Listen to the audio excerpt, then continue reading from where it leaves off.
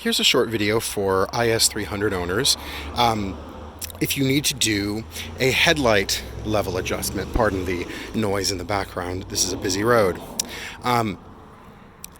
IS300s do have a self-leveling motor, but this motor does not actually measure where the headlight is aimed. It just adjusts for the travel of the suspension. So if the front of the suspension dips down, it aims the headlight up. If the front of the suspension goes up, it aims the headlight down. But it doesn't actually know which way that the headlight is pointing. Now, when you look online, the only information I've been able to find is that this doohickey here, which, by the way, what it does is it's geared. It gears the vertical headlight adjustment for the low beam and the headlight adjustment for the high beam together, so that the two don't get out of sync from each other. I hear people saying you have to take the whole headlight assembly off to get this out. That's not true. You can just remove the intake piping over here, or yeah, you can get it off without removing the headlight, but you don't even need to remove this thing. After all, as long as your headlights, if both your high beams and your low beams need the same adjustment, which is the situation I'm in, my high beams are too high and my low beams are too high, you don't actually need to remove this thing at all. That's what these little teeth are for. Now, keep in mind that it will take you longer to adjust your headlights in terms of just time to adjust them.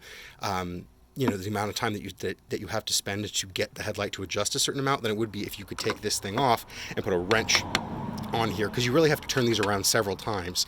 But given how much effort it is to remove the headlight assembly and to remove this whole air filter box, I think it's much easier to just take a flathead screwdriver. In my case, I am trying to adjust the headlights down, which means if I think about it from this side, I want to go counterclockwise that way to the left, which means that these teeth on the top are going to the left. So all I have to do is stick a flathead screwdriver down in here and twist it.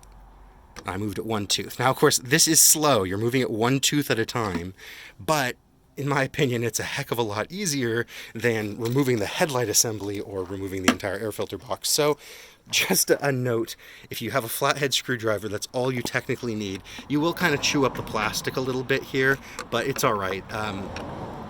Just stick the screwdriver in and twist, and you're able to turn. And if you notice, as I twist it, look at the one on the high beam.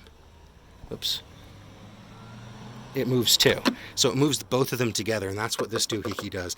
And that's exactly what I want to do. So I'm going to wait until it gets dark, and I'm going to do the actual alignment, but that's the point. You don't really need to remove this piece. You don't need to remove the headlight assembly. Just use the little teeth on the wheel and a flathead screwdriver.